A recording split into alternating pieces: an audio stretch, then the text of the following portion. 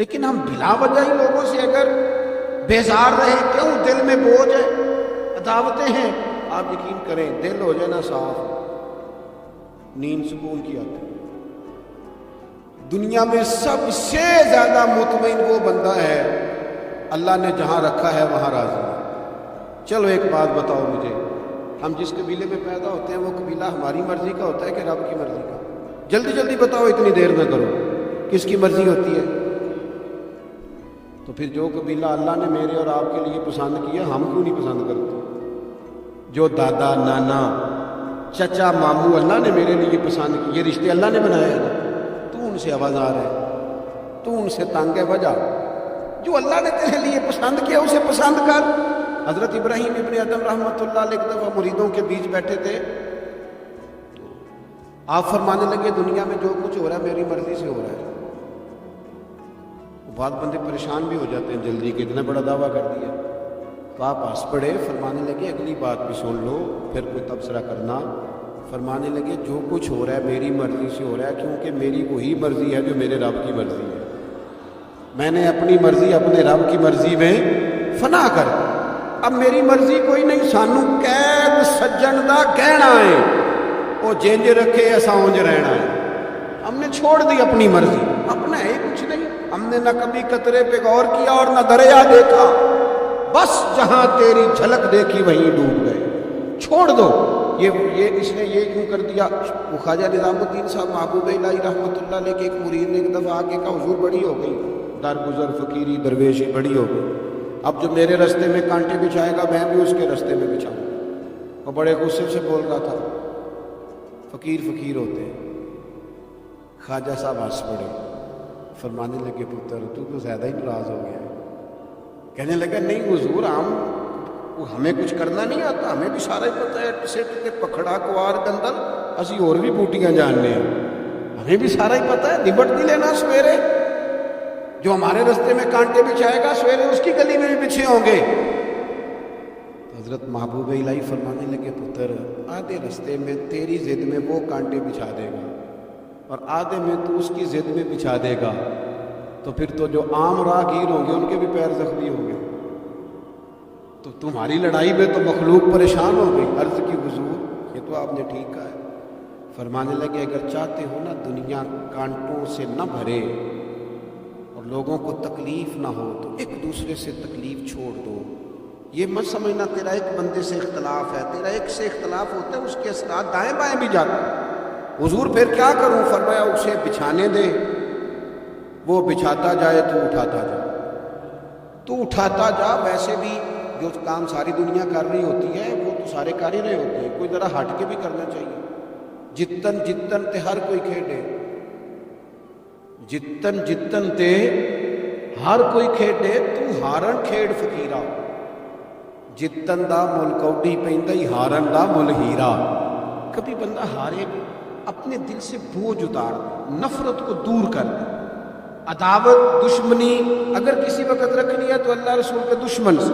اشداء علی الکفار، اپنوں کے لیے کیا ہے، خوش عقیدہ کے لیے کیا ہے، رحماء بینہم۔ میرے عزیز ترمذی میں حدیث ہے، اپنی بات کو حوالہ دے کے مضبوط کر دوں، ترمذی میں حدیث ہے، نبی پاک علیہ الصلوۃ والسلام نے حضرت انس بن مالک سے فرمایا تھا، اے انس، اے میرے بیٹے، تم سے ہو سکے تو صبح اس حال میں کرنا کہ تمہارے دل میں کسی کا بغض نہ ہو۔ اور اگلے لفظ حدیث کے یہ ہیں، حضور فرمانے لگے یہ میری سنت ہے، یہ میرا طریقہ ہے، اپنے دلوں کو عداوتوں سے پاک کرنا۔ اور پانچویں بات، اور بس اسی کے آگے پیچھے میں نے اپنی بات کو سمیٹ دینا ہے، میرا مضمون مکمل ہو گیا۔ حضور کی ایک بہت بڑی سنت، نبی پاک علیہ السلام کی ایک بہت بڑی ادا، وہ پتہ کیا ہے؟ وہ ہے دوسروں کا احساس کرنا، دوسروں کے بارے میں سوچنا، دوسروں کا خیال کرنا۔ ہم میں ابھی آ رہا تھا تو میری گاڑی کے ساتھ کچھ دوستوں نے دوڑنا شروع کر دیا۔ میں جو ہوں مجھے اس کا پتہ ہے، میں ہمیشہ دوستوں سے کہتا رہتا ہوں آپ بزرگوں کے ہاتھ چومیں، اللہ والوں کی اچھی بات ہے، آپ کو فائدہ ہوگا۔ میرے جیسے گناہ گار کے ہاتھ چوم کے آپ کو کیا ملے گا؟ کوئی نتیجہ نہیں نکلے.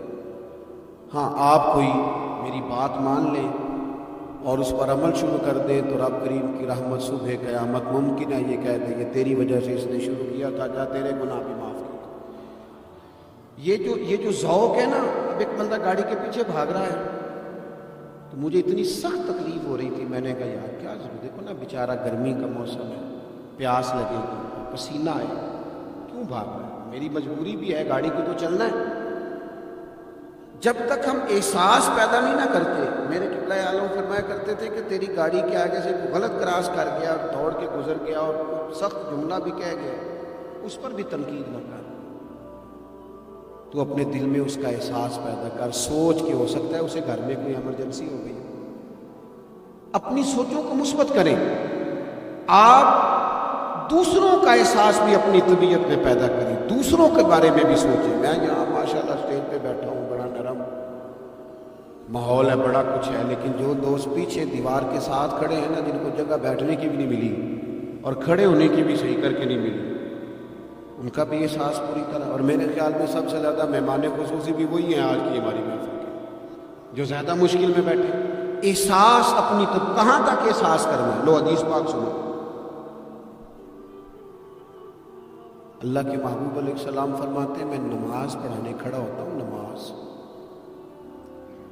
کریم فرماتے ہیں میرا دل کرتا ہے میں لمبی نماز پڑھوں، لیکن پھر پیچھے سے نہ کسی بچے کے رونے کی آواز آتی ہے. دل تھا لمبی پڑھاؤں، بچہ رو پڑا تو مجھے خیال آتا ہے اس کے رونے سے اس کی اماں کو تکلیف ہو رہی ہوگی، میں نماز چھوٹی کر دیتا ہوں. اللہ کی نماز مختصر کر دی احساس کے طور پر. حضور اس امام مسجد سے سخت ناراض ہو گئے تھے، صحیح حدیث میں موجود ہے، جس کے مقتدیوں نے آ کے شکایت کی تھی کہ یا رسول اللہ بہت لمبی نماز پڑھاتا ہے. یہاں تو لوگ احساس ہی نہیں کرتے میرے بھائی، یہاں تو احساس ہی نہیں کرتے. یہاں تو میں آیا ہوں نا رات کے 1 بجے محفل میں، تو میری طرح کے لوگ تھوڑا ذوق ہی نہیں، تسی سبحان اللہ ہی نہیں آتے، تسی ہاتھ ہی نہیں کھڑے کر دے. وہ بھائی تو نہیں آیا تو ٹر جانا ہے اپنا سارا سمیٹ کے پیسے گنا کے. تے بیچارے مغرب دے بیٹھے، ان کا ذوق تو اپنا ذوق بھی بیان کرنا، آنا تو بھی اسی وقت محفل میں جب سارے آئے تے نالے تو تے گل کر کے آیا میں انہیں ہزار لینا ہے تے مفت آئے سارے بیچارے. اس لیے ہو سکتا ہے ان کا عشق تجھ سے زیادہ ہو. کروں مدح اہل دول رضا اور پڑے اس بلا میں میری بلا، میں گدا ہوں اپنے کریم کا، یہ میرا دین ہے کوئی پارا انا نہیں. اس لیے میرے عزیز احساس دوسروں کا پیدا کر، اپنی طبیعت. ہم نا احساس نہیں کرتے، خدا احساس کرو. ٹھیک ہے پریشانیاں ہیں، لیکن میں جوان سے کہوں گا تو نوجوان ہے، باہر تجھے ٹینشنیں ہیں، کاروبار کی مسائل ہیں، پریشانیاں ہیں، لیکن اللہ نے تجھے جوان کیا نا، حوصلہ دیا ہے نا، تو باہر کی ٹینشنیں باہر چھوڑ کے آیا کر. گھر تیرے ابا جی انتظار کر رہے ہیں، ان کے پاس بیٹھ، ان کا دکھ سو، حوصلہ بڑا کر.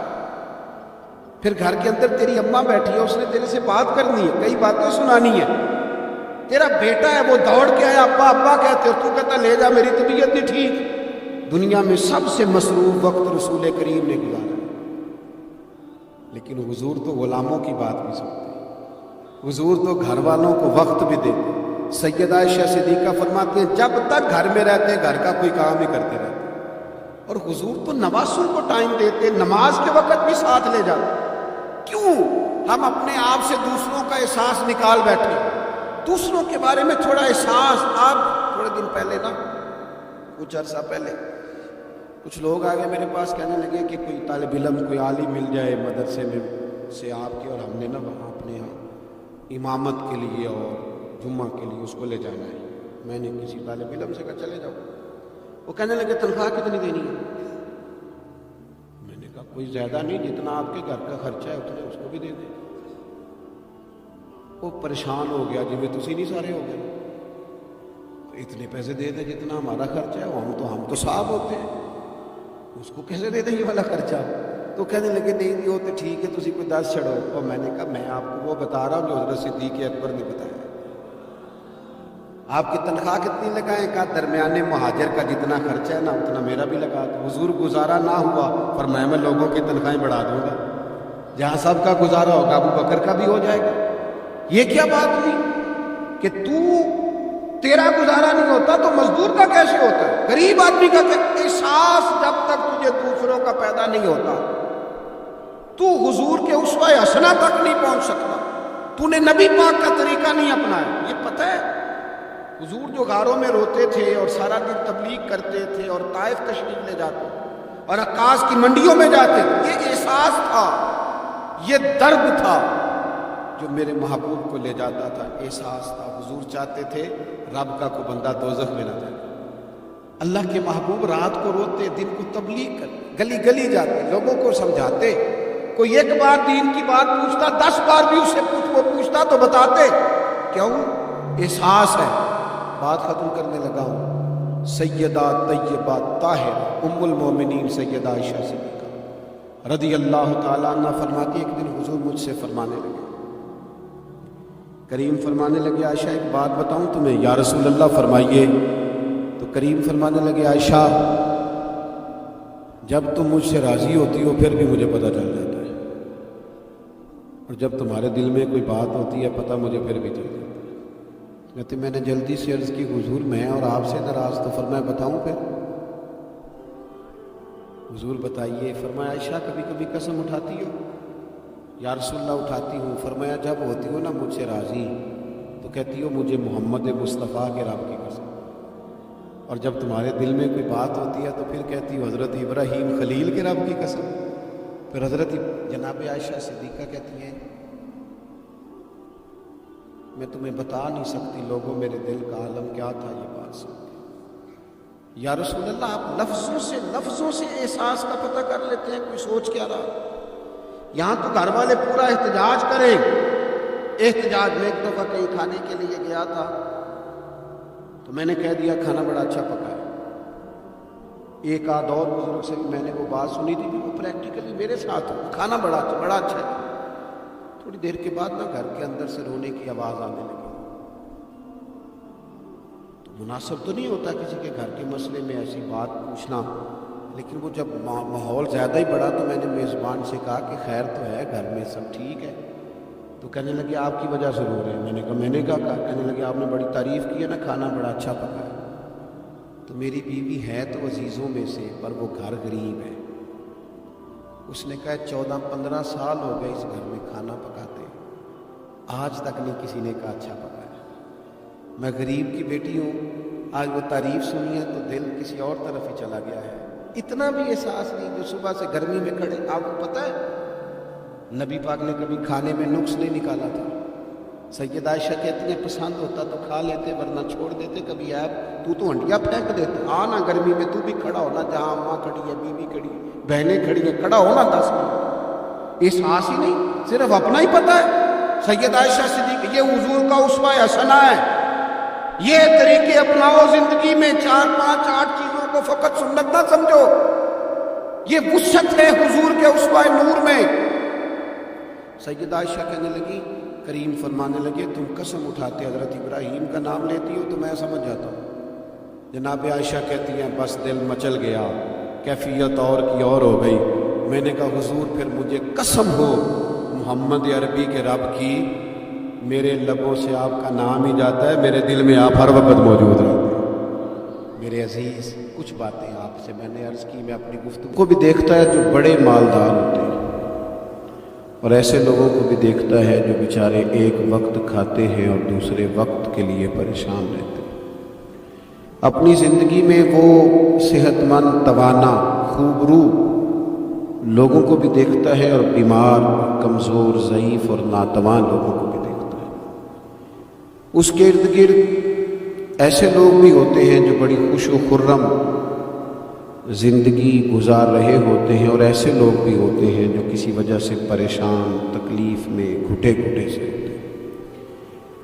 انسان اپنے ماحول سے بھی سیکھتا ہے، معاشرے سے بھی سیکھتا ہے، اور پھر جب وہ لوگوں کے قریب جاتا ہے اور اپنے گھر سے اٹھ کر وہ لوگوں سے ملاقات کرتا ہے تو مختلف قسم کے مشورے، مختلف قسم کی آراء اور مختلف قسم کے مشیر اسے ملنا شروع ہو جاتے ہیں۔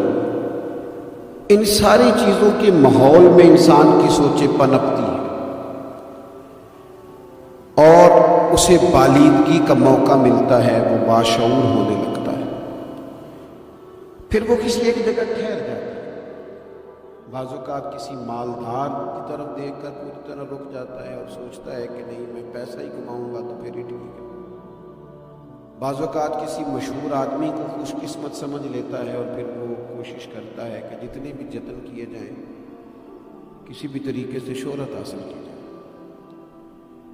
وہ اس طرح کر کے ہماری ملت کے جوان بھی، ہمارے لوگ بھی، پھر میں نے ایسے لوگوں کو بھی دیکھا ہے جو اگرچہ بہت بڑے کسی ادارے سے پڑھے ہوئے تھے اور مالدار تھے اور وزادار تھے، اور انہوں نے یہ دیکھا کہ پاکستان میں آ کر یا یہاں پہنچ کر مجھے خدمت کا کام کرنا چاہیے، آئے، اچھی نیتوں کے ساتھ آئے ہوں گے، کوئی ان کے پیچھے نیک مقاصد ہی ہوں گے، لیکن جب انہوں نے پاکستانی سیاست کا ماحول دیکھا نا تو پھر نہ ڈگریاں نہ تعلیم کچھ بھی نہیں، وہ جس طرح کا ماحول تھا اسی طرح کے بن گئے، روایتی ہو گئے، کسی نہ کسی کے پیچھے یوں ہی لوگ لگ جاتے ہیں اور طرز زندگی اختیار کرتے ہیں۔ ہمیں لگنا ہوتا ہے کسی نہ کسی کے پیچھے، ہم پیروی کرتے ہیں لوگوں کی، لوگوں کو دیکھتے ہیں، اس حساب سے ہم اپنے آپ کو مرتب کرتے ہیں۔ پھر میرے بھائیوں، ایک مسئلہ اور بھی ہوتا ہے، انسانوں میں صرف خوبیاں نہیں ہوتی، عام انسانوں میں بشری کمزوریاں بھی ہوتی ہیں۔ ہم بعض اوقات کسی کے پیچھے چلتے ہیں تو تعریفوں کے پل باندھتے ہیں، محبتوں اور عقیدتوں کا لمبا چوڑا اظہار کرتے ہیں، پھر تھوڑا سا ٹائم گزرتا ہے اور تھوڑا سا قرب ملتا ہے تو پھر ہمیں اس بندے میں خامیاں نظر آنی شروع ہو جاتی ہیں۔ کورے ورق کتاب نہیں ہوتے، پتھر دل گلاب نہیں ہوتے، سجنا پہلو ہی سوچ کے لائیں پھر یاراں نال حساب نہیں ہوتا۔ سوچتے نہیں، سمجھتے نہیں، غور نہیں کرتے، جذباتی فیصلے کرتے ہیں، ماحول جذباتی ہے۔ یا آپ دیکھیں نا، میں کسی جگہ پہ پہنچتا ہوں تو رکنا، بیٹھنا، چلنا پھرنا دوست مشکل کر دیتے ہیں، 1 منٹ کے لیے کہیں کیمرہ بند نہیں ہوتا۔ آپ بڑے تھکے ہوئے بھی ہوں تو آپ صحیح کر کے کہیں بیٹھ نہیں سکتے، کیونکہ آپ کی چاروں جانب تو کیمرہ چل رہا ہے، کیسے بیٹھے؟ نبی کی زندگی بہترین نمونہ، ایک کامل اسوہ حسنہ تمہیں دیتے ہیں، کامل، مکمل۔ نبی پاک علیہ الصلوۃ والسلام کا جو وجود اطہر ہے نا، ایسا وجود اس کے اندر اللہ تعالیٰ نے ظاہری اور باطنی، یہ دیکھیں میں کسی جوش سے نہیں بول رہا، میں بڑی ہوش سے بات کر رہا ہوں، آپ سے بھی گزارش کرتا ہوں ہوش سے سننا۔ یہ بات میں درجنوں اور بیسیوں کتب کا نچوڑ آپ کے سامنے رکھ رہا ہوں۔ اللہ تعالیٰ نے نبی پاک علیہ الصلوۃ والسلام کے اندر ظاہری باطنی ساری خوبیاں بھر کے اپنے محبوب کو دنیا میں مبعوث فرمایا، نہیں کھلا دیے، وہ جس راہ چل دیے ہیں کوچے بسا دیے۔ بعض لوگ ناراض نہ ہونا مجھ سے، بعض لوگ ہنستے ہیں، سونا نہیں ہنستے، ہنستے ہیں پر سونا۔ سیدہ طیبہ طاہرہ حضرت عائشہ صدیقہ فرماتی ہیں حضور مسکراتے تھے لیکن اس مسکرانے میں بھی عجیب وزاداری تھی، ہنستے تھے کھل کھلا کے نہیں ہنستے، اس میں کہا نہیں لگتا تھا، آوازیں نہیں پیدا ہوتی، یعنی سونا ہنس بھی جاتے تھے لیکن اس کے اندر بھی عجیب لطافت تھی۔ وہ کیسا ہنسنا تھا؟ صحابہ فرماتے ہیں حضور ہنستے، مقدس دانتوں میں سوراخ تھا، زیر لب مسکراتے، اور وہ جو حضور کے مقدس دانتوں میں مقدس سوراخ تھا نا، جب حضور ہنستے اس سے نور نکلتا اور مسجد نبوی کی دیواریں بھی روشن ہو جاتی۔ یعنی ایسا نہیں ہنسنا جس طرح کو میری طرح کا آدمی ہنستا ہے تو لوٹ پوٹ ہو جاتا ہے اور اس ہنسنے کے اندر کئی دفعہ وفاداری قائم نہیں رہتی، کئی دفعہ اس کے اندر وہ وقار قائم نہیں رہتا۔ حضور ہنستے تو تبسم کرتے، یعنی ہنس بھی رہے ہیں تو ہنسنا بھی بڑا ہی باکمال ہے۔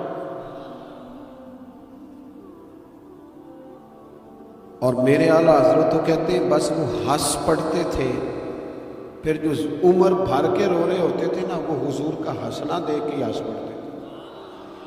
گویا نا جہاں جہاں خزاں ہوتی تھی بہار آ جاتی تھی، جہاں جہاں دکھ ہوتے تھے سکھ آ جاتے تھے، جہاں جہاں بھی کوئی کمزوری ہوتی تھی خدا کہتے ہیں جس کی تسکین سے روتے ہوئے ہنس پڑے اس تبسم کی عادت پہ لاکھوں سلام۔ ایک تو ان کا ہنسنا بڑا باکمال تھا، اور پھر یہ تھا کہ ان کا رونا بھی بڑا باکمال تھا، بڑا باکمال۔ یعنی وہ کبھی رو پڑے اور کبھی کریم کی آنکھوں میں آنسو آ جائے، اور کبھی ان کے چہرے پر افسردگی آ جائے تو یوں لگتا تھا کہ پھولوں نے کھلنا چھوڑ دیا، کلیاں اپنی جگہ سے ہٹ گئی ہیں۔ سمندر نے کہا نہیں اب شور نہیں کرنا، یوں لگتا تھا کہ تتلیاں اپنی جگہوں پہ بیٹھ گئیں۔ جب وہ کبھی روتے تھے تو یوں محسوس ہوتا تھا کہ جیسے چاند کہتا ہے کہ نہیں اب میں نے نہیں کھل کے چمکنا، محبوب تو رو پڑے۔ اور کبھی کریم روئے، آنکھوں میں آنسو آئے، ان کے رونے میں حسن اتنا تھا، کمال اتنا تھا کہ جبریل امین آئے اور آ کے عرض گزار ہوئے، یا رسول اللہ سارے بھید جاننے والا رب پوچھتا ہے کریم سے پوچھو نا، محبوب سے پوچھو نا روئے کیوں ہیں، یہ رو پڑے ہیں کیوں روئے ہیں، سارے بھید جاننے والے مالک کیوں روئے؟ تو محبوب فرمانے لگے جبریل امت کا قیامت کا حساب، قیامت کی گرمی، اللہ تعالیٰ کا کرسی عدالت میں اپنی شان کے لائق جلوہ افروز ہونا، امت کی کمزوریاں، سستیاں، غفلتیں، ان کو یاد کر کے رو پڑا ہوں، غم امت نے نڈھال کر دیا ہے۔ حضرت جبریل بارگاہ ایزوی سے پیغام لائے، محبوب کریم صلی اللہ تعالی علیہ وآلہ وسلم نے حضور روئے۔ جب جبریل امین یہ پیغام لے کے لوٹتے ہیں تو رب کریم نے کیا فرمایا؟ آپ کی توجہ ہے میری بات پہ؟ مالک کریم نے کیا فرمایا؟ وہ آیت نازل ہوئی جس کے بارے میں امام زین العابدین رضی اللہ تعالیٰ عنہ فرماتے ہیں قرآن میں سب سے امید والی آیت یہ ہے۔ روئے حضور اور جناب جبریل پوچھ کر واپس گئے تو رب کریم نے فرمایا جا کے میرے محبوب سے فرما دے وَلَسَوْفَ يُؤْتِيكَ رَبُّكَ فَتَرْضَىٰ، محبوب رب آپ کو اتنا دے گا کہ آپ اپنے رب سے راضی ہو جائیں۔ محبوب آپ کو راضی کریں گے، نہ روئیں، آپ کو راضی کریں گے آپ۔ اور حضور کیا فرماتے ہیں؟ فرمایا جب تک میرا ایک امتی بھی دوزخ میں میں کوئی نہیں راضی ہوتا۔ اللہ کیا جہنم اب بھی نہ سرد ہوگا؟ رو رو کے مصطفیٰ نے دریا بہا دیے۔ حضور کا ہنسنا بھی باکمال، رو دینا بھی باکمال، ان کا کسی بندے سے محبت سے اٹھ کے گلے لگانا بھی باکمال۔ اور کبھی حضور جلال کرے تو محبوب فرمانے لگے میں نے دعا مانگی ہے، اے اللہ اگر میں کسی کو جھڑک دوں تو اتنا ثواب دینا جتنا تو فرض نماز کا ثواب دیتا ہے۔ یہاں یہ بھی ہر زاویے سے، ہر نگاہ سے، میں کیا آپ کو عرض کروں، ہم نے نہ کبھی سیرت بیان کی، میری طرح کے لوگوں نے، نہ قوم اس طرح سے سیرت کو پڑھتی ہے۔ سیرت نبوی کا ایک ایک پہلو کبھی کھولا جائے۔ یہ جو زمانے میں بے چینی پائی جاتی ہے نا، بے قراری پائی جاتی ہے، اور ذہنی انتشار ہے، اور فکری الجھاؤ ہے، اور ٹوٹتی بکھرتی سوچیں، یہ ساری ختم ہو جائے، ایسا ٹھہراؤ نصیب ہو، جینے کا بھی مزہ آئے اور مرنے کا بھی مزہ آئے۔ اگر حضور کی سیرت مقدسہ کو سمجھا جائے تو محبوب کی زندگی ہر طرح سے کامل ہے، مکمل ہے، اکمل ہے۔ آپ کہیں بھی اور جائیں گے کہ آج کل موٹیویشنل اسپیکرز کا دور ہے، ہمارے بچے جدید پڑھے لکھے، وہ کہتے ہیں میں فلاں موٹیویشنل اسپیکر کے پاس جاتا ہوں، جائیں آپ۔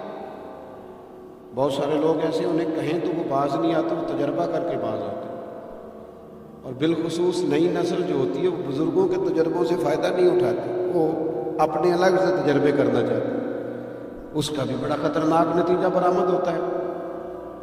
تو کوئی بندہ بھی جو آپ کو موٹیویٹ کرتا ہے نا کتاب و سنت کے بغیر، کوئی بھی آپ کو موٹیویٹ کر رہا ہے، وہ کیا کچھ کہہ رہا ہے، کیا کر رہا ہے، وہ کبھی بھی آپ کو تعلیم صحیح نہیں دے سکتا. کیوں؟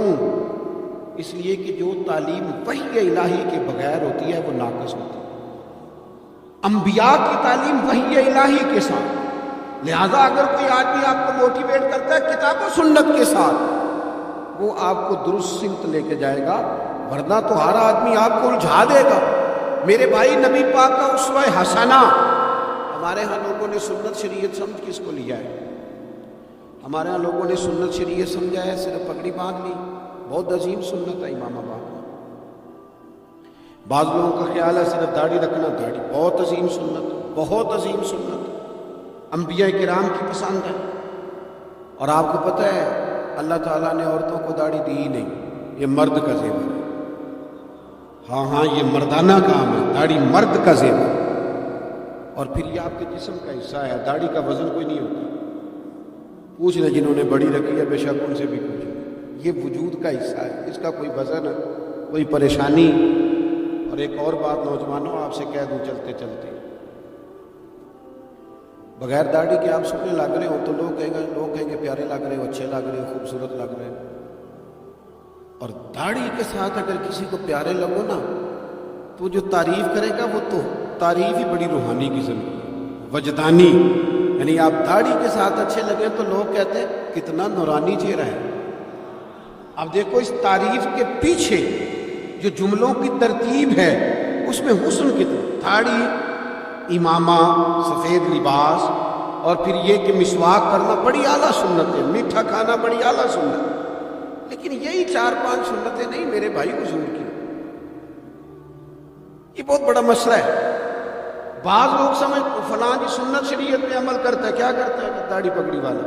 وہ خدا کے بندے یہ عظیم سنت ہے، کون اس کا انکار کر رہا ہے؟ لیکن نبی پاک کا تو اسوہ حسنہ ہے، اس کے پیچھے تو پوری زندگی ہے. ادھر دیکھو میرے. اچھا پھر ایک اور بات، بعض لوگ سمجھتے ہیں میٹھا بولنا صرف سنت ہے اور اخلاق کی علامت ہے، صرف میٹھا بولنا. آپ نے ناراض نہیں ہونا، میٹھا تو بعض بندے اپنے مطلب کے لیے بھی بولتے ہیں. وہ کام نکلوانے کے لیے بڑا میٹھا میٹھا بول رہے ہوتے ہیں. اور یہ سنو میرے بھائی، صرف میٹھا بولنا ہی سنت نہیں، ہمیشہ سچ بولنا سنت ہے. ہمیشہ صحیح بات کرنا، دیانتدار رہنا. تو سمجھتا ہے 4 5 6 8 چیزیں ہی سنت ہے؟ او خدا کے بندے، نبی پاک کی جو ادا سب سے پہلے دنیا کے سامنے آئی اور حضور کی جس ادا سے، سنت سے لوگوں کو سب سے پہلے واقفیت ہوئی. شور نہیں پڑ جاتا کسی چیز کا دنیا میں، معاشرے میں فلاں بندہ یہ کرتا ہے، فلاں ایک بندے کا ایک چیز تعارف بن جاتی ہے. تعارف، کوئی چیز لوگوں کے وجود کے ساتھ، نام کے ساتھ سابقہ لاحقہ بن جاتی ہے. جو چیز سب سے پہلے جس سے لوگوں نے میرے نبی پاک کا تعارف کیا اور لیا، ادھر دیکھو نوجوانوں میری طرف، جس چیز سے سب سے پہلے حضور کی جس ادا سے لوگ واقف ہوئے تھے وہ تو صادق اور امین ہونا. سب سے پہلے لوگ واقف ہوئے تھے کہ ہمیشہ سچ بولتے ہیں، ہمیشہ سچ. ملت کا جوان تو لوگوں کو ہنسانے کے لیے جھوٹ بولتا ہے، کوئی فائدہ نہیں، کوئی فائدہ نہیں. جھوٹ بولنے کے لیے ڈینگے مارتے، بڑکے مارتے ہیں، میں یہ ہوتا ہوں، میں وہ ہوتا ہوں. جھوٹ بولتے ہو، کیوں زیادتیاں کرتے ہو اپنے ساتھ؟ نبی پاک علیہ السلام کی تو پہلی ادا، پہلی سنت جس سے لوگ واقف ہوئے وہ صادق اور امین ہونا. اور لوگ کمزوری دکھاتے ہیں. میں آپ سے عرض کروں، آج پتہ ہے میرے ملک کا حال کیا ہے؟ آج اتنے درد میں ہیں لوگ، اتنی تکلیف میں ہیں. امیر لوگ تو پیٹرول پہ بحث کرتے ہیں. پیٹرول پہ زیادہ تر وہ لوگ بحث کرتے ہیں جن کی گاڑیاں بڑی ہوتی ہیں. غریب پیٹرول پہ بحث نہیں کرتا.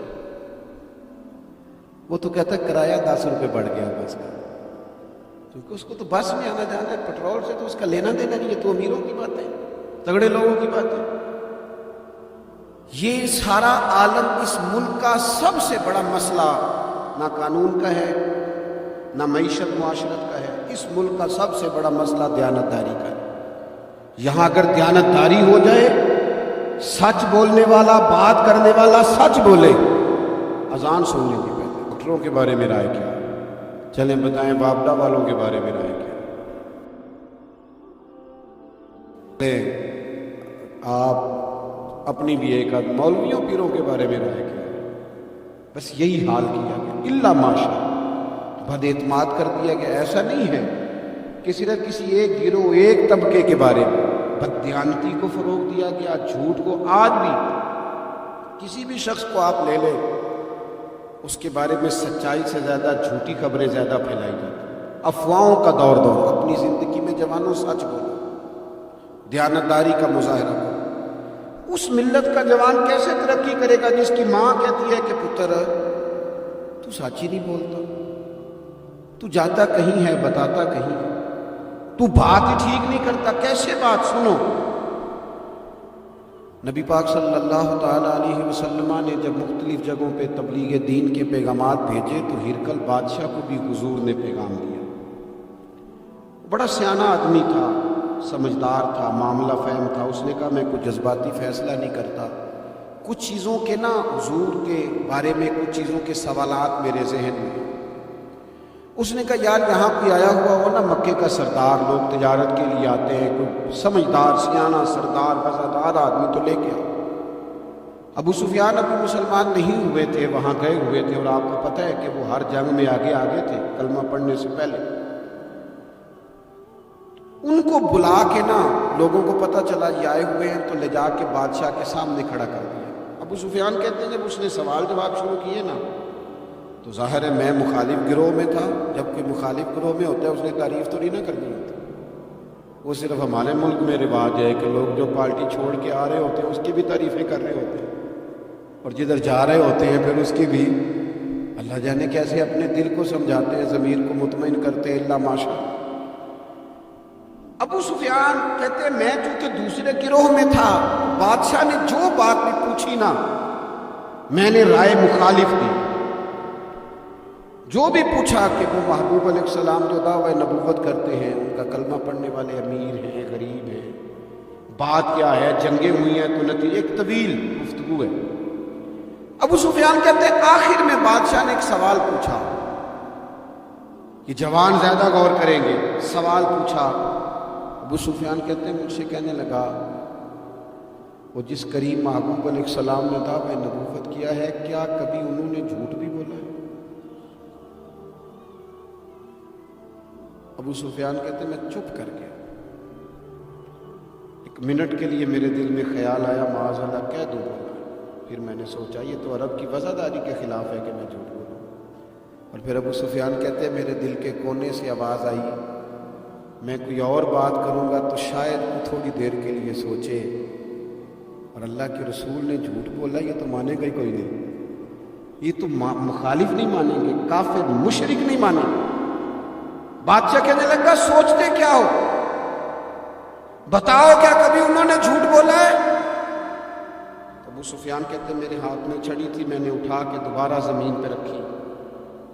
میں نے کہا بادشاہ وہ رشتے میں میرے بھتیجے لگتے ہیں،